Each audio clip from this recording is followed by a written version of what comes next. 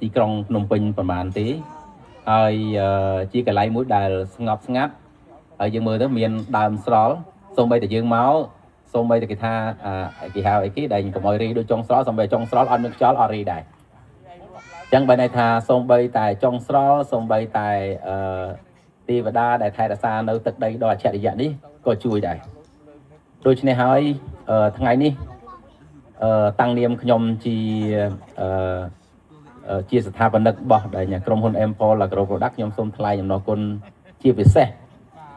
គឺដល់បុគ្គលិកទាំងអស់ដែលបានដាក់ចិត្តដាក់កាយធ្វើការងារជាមួយនឹងក្រុមហ៊ុន Empol ហ្នឹងជាពិសេសអ្នកដែល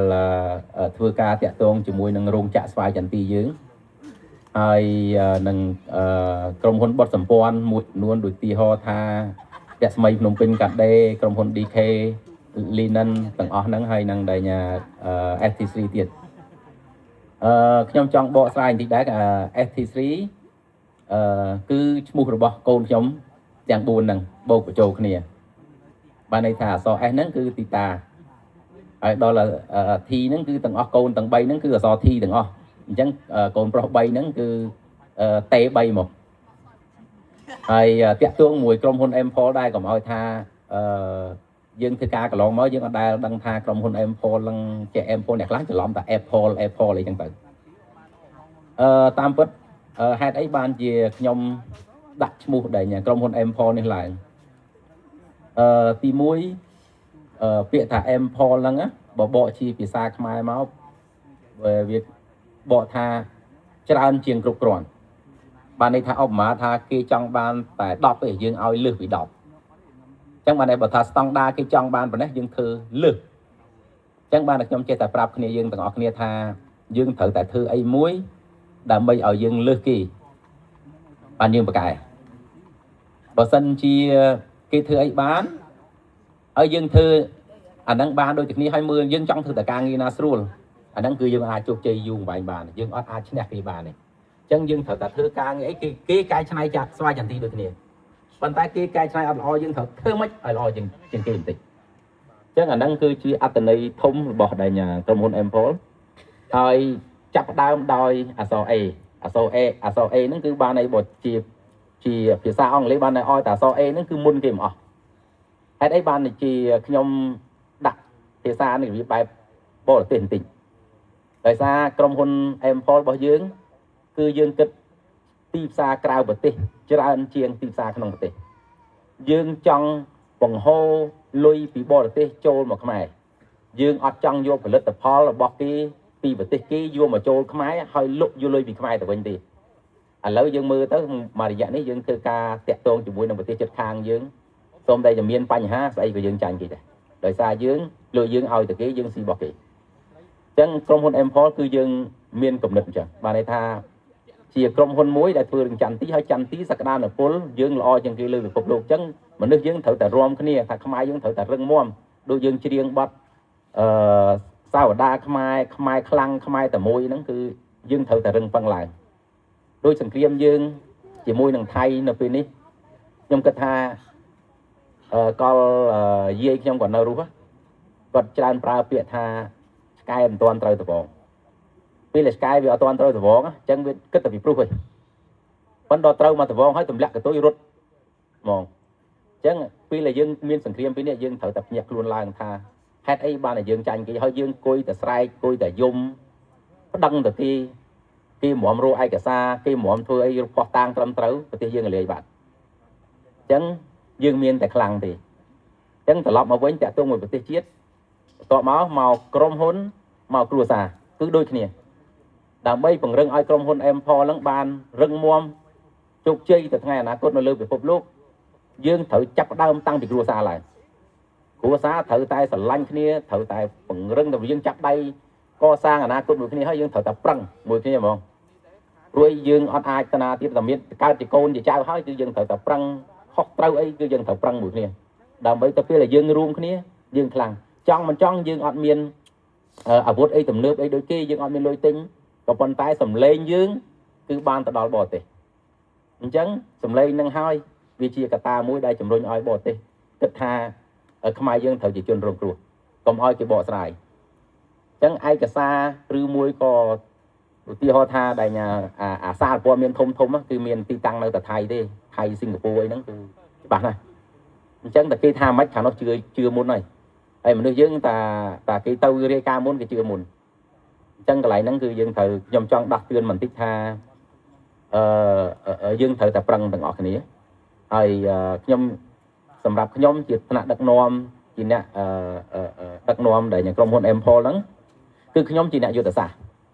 ខ្ញុំមិនមែនជាអ្នកបកកាយធ្វើទេខ្ញុំជាអ្នកយុទ្ធសាស្ត្រខ្ញុំដឹងថាពិភពលោកដើរទៅផ្លូវណាហើយយើងត្រូវធ្វើយ៉ាងម៉េចដើម្បីឲ្យវាជោគជ័យហើយអញ្ចឹងខ្ញុំប្រាប់យុទ្ធសាស្ត្រហ្នឹងទៅឲ្យមេក្រុមមួយឧទាហរណ៍ថាថ្ងៃនេះយើងមានមេក្រុមឧទាហរណ៍ថាមួយគឺខាង Nelly គាត់កាន់ខាងដែលទីផ្សារចឹងខ្ញុំគិតថាទីផ្សារខាងណាសំខាន់ជាងគេចឹង Nelly ត្រូវទៅផ្លូវហ្នឹងតាក់ទងមួយការអនុវត្តជាក់ស្ដែងទូទៅធារីចឹងគាត់ត្រូវគ្រប់គ្រងមកជួអាហ្នឹងគឺការងារជាក្បាលចឹងតែយើងត្រូវធ្វើមិនហើយមួយទៀតគឺដូចលោកសុផលឡៃកុងគាត់ដើរតួជា advisor ផងចង់និយាយថាជាអ្នកទីប្រឹក្សាផងហើយគាត់ដើរតួជាអ្នកដែលបង្កើនផលិតផលថាធ្វើម៉េចឲ្យឈ្នះគេអញ្ចឹងក្នុងចំណោមហ្នឹងអន់ណាស់គឺយើងមានអ្នកដែលប្រតិបត្តិការមានអ្នកលក់ហើយមានអ្នកផលិតប៉ុន្តែយើងនៅខ្វះមួយទៀតនៅក្រុមហ៊ុនយើងហ្នឹងគឺយើងខ្វះមួយទៀតគឺកណន័យយើងនៅខ្សោយកណន័យរាល់ថ្ងៃនេះយើងចេះតែធ្វើចេះតែលក់បានតែកណន័យយើងអត់ខ្លាំងហ្មងនេះអញ្ចឹងបើយើងថ្ងៃក្រោយទៀតមានអ្នកកណន័យអ្នកបកកែរឹងមាំចេះសន្សំលុយឲ្យយើងបានទៀតយើងនឹងអាចឈានទៅរកជោគជ័យអញ្ចឹងមកទល់ពេលនេះខ្ញុំគ្រាន់តែចង់និយាយឲ្យអស់ថាទោះជាខ្ញុំប្រឹងយ៉ាងណាក៏ដោយតតែតបស្រួចទាំងអស់គ្នាហ្នឹងប្រឹងដែរហើយយើងប្រឹងសហការគ្នាខ្ញុំគិតថាយើងឆ្លោះគ្នាចោះនៅក្នុងពីក្រុមមួយទៅក្រុមមួយប៉ុន្តែយើងឆ្លោះគ្នាដើម្បីភាពរុងរឿងទាំងអស់គ្នាយើងមិនមែនឆ្លោះគ្នាដើម្បីគុំគួនអានេះល្អអានេះអាក្រក់អីទេព្រោះអីយើងតតែរួមគ្នាទាំងអស់គ្នាបានយើងអាចឈ្នះគេព្រោះអីយើងទូចណាស់យើងប្រទេសយើងគឺទូចមែនតើបើយើងគិតពីចំនួនប្រជាជនយើងមានតែ7 10លានឯគេជុំវិញយើងចង់100លាននោះអញ្ចឹងគេគ្រាន់តែប្រឡែងមនុស្សគេនឹងដើរមកជន់យើងក៏ចង់វិលមុខមកគេដែរអញ្ចឹងចំណុចអស់ហ្នឹងខ្ញុំចង់រំលឹករឿងអស់ហ្នឹងហើយមួយទៀតគឺតាក់ទងជាមួយនឹងទិសដៅរបស់ក្រុមហ៊ុន Empol ខ្ញុំចង់ជម្រាបថាកុំភ័យព្រោះឯខ្ញុំដើរទៅលើខ្ញុំដឹងថាខ្ញុំត្រូវទៅផ្លូវណាហើយខ្ញុំក្នុងនាមជាអ្នកបង្កើតក្រុមហ៊ុន Empol នេះជាមួយនឹងប្រពន្ធខ្ញុំហ្នឹងគឺមិនមែននឹកឃើញថាអូដែលយើងឃើញគេរស់ស៊ីអានេះបានយើងរស់ស៊ីអាហ្នឹងដែរទេខ្ញុំអត់ចឹងទេគឺខ្ញុំបង្កើតអាហ្នឹងមុនគេក្រុមហ៊ុនដែលកែច្នៃស្វាយចន្ទីហ្នឹងគឺខ្ញុំមុនគេប៉ុន្តែខ្ញុំចូលមួយគេបន្ទាប់មកគេអត់ធ្វើដូចអ្វីដែលយើងចង់បានខ្ញុំបង្កើតខ្លួនឯងតាំងពីសម័យ Covid ខ្ញុំអង្គុយបង្កើតដែលរោងចក្រហ្នឹងតែម្ដងគេឆ្ងល់គ្រប់គ្នាហើយមកទល់ពេលនេះអ្នកដែលមានលុយបង្កើតរោងចក្រស្វាយចន្ទីគឺមិនជោគជ័យច្រើនទេតែអ្នកដែលអត់មានលុយមានតែចំណេះដឹងដូចខ្ញុំចេះតែទៅបានរហូតអញ្ចឹងយើងចេះតែកើនរហូតមកទល់ពេលនេះខ្ញុំហ៊ាននិយាយថាក្រុមហ៊ុន Empol យើងគឺមានអ្នកចង់ចូលរួមសហការជាច្រើនតាំងពីបរទេសតាំងពីនៅក្នុងស្រុកមានតែខ្ញុំមិនចង់យកវិញផងថាតើគាត់មានទស្សនវិស័យដូចយើងអត់ចង់ធ្វើឲ្យក្រុមហ៊ុនធំអន្តរជាតិទៅលើនាំលុយចូលមកខ្មែរអត់អញ្ចឹងខ្ញុំគិតរឿងហ្នឹងហើយសុខចិត្តឲ្យខ្លួនឯងដើរយឺតបន្តិចមែនពិតប៉ុន្តែដើរអត់ដួលទេខ្ញុំចង់ឲ្យខ្លួនឯងគឺដើរដាច់ខាតអត់ដួលហ្មងហើយបើខ្ញុំមើលប្រទេសដែលខ្ញុំនឹងដើរតាមវិញខ្ញុំនិយាយឲ្យស្មោះត្រង់ខ្ញុំអត់ទៅមើលដល់ធំដល់អាមេរិកដល់អីទេខ្ញុំមើលទៅដៀបបើថានៅអាស៊ីយើងខ្ញុំមើលដូចប្រទេសសិង្ហបុរីអញ្ចឹងហើយបើថាទៅខាង Middle East ខ្ញុំមើលទៅអ៊ីស្រាអែលនឹងដើរវាបែបអញ្ចឹងហើយបើថាទៅពំដុំពួកអឺរ៉ុបខ្ញុំមើលពួកស្វីសខ្ញុំអត់មើលអីដូចពួកដែលប្រទេសផ្សេងទេអញ្ចឹងខ្ញុំគិតថាប្រទេសយើងទូចយើងត្រូវទៅអញ្ចឹងហើយក្រុមហ៊ុន Empol ក៏អញ្ចឹងដែរយើងក៏មិនធំដែរតែយើងធ្វើទូចតែយើងដើរមិនឲ្យខ្លឹមបានន័យថាទោះអ្នកឯងមានលុយក៏ដោយអ្នកឯងមកអីក៏បើកក្រុមហ៊ុនយក្សធំជាងយើងក៏ដោយប៉ុន្តែយើងធ្វើខ្លឹមមួយដែលគាត់គេអាចផ្ដួលយើងបានទេយើងមានចំណុចពិសេសមួយចង់និយាយថាមនុស្សទាំងអស់យើងមើលទៅស្តៀងគ្នាណាប៉ុន្តែមនុស្សម្នាក់មានចំណុចពិសេសមួយដែលគេធ្វើបានទេអញ្ចឹងយើងត្រូវទទួលស្គាល់ថាខ្លួនឯងបកកែអីហើយយកអាចំណុចខ្លាំងរបស់យើងហ្នឹងដើម្បីឲ្យជំរុញឲ្យដែលក្រុមហ៊ុនមួយបានជោគជ័យហើយថ្ងៃនេះដែរក៏ខ្ញុំថ្លែងអំណរគុណដែរ có con khăn những cái cứ tập quân nhóm hay nằng cồn đại quạt tay tay vô chặt tục đặt quạt tay là com trộn nhóm trong người ta biết là dương hồ xí chụp chơi bởi dương mưa thò mà đá dương cái tha chụp chơi từ lơ cao hồ xí dương cái tha ở cha tam bất chụp chơi để khăn những cái cứ cua xa đằng ấy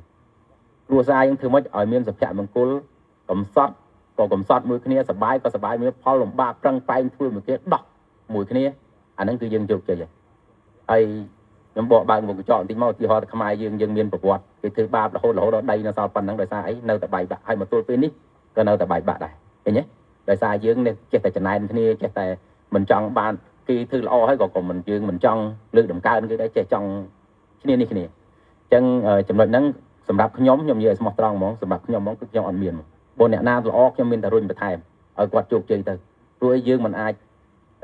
ទូលមេយើងមិនអាចទូលភ្នំមួយម្នាក់ឯងរួចទេយើងត្រូវតែចែកគ្នាហើយបើសិនជាយើងដើរទៅឡើងទៅទន្ទឹមគ្នាទាំងអស់